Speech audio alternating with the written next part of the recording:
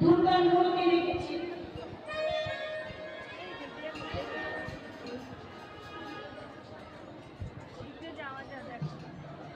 কি নয় না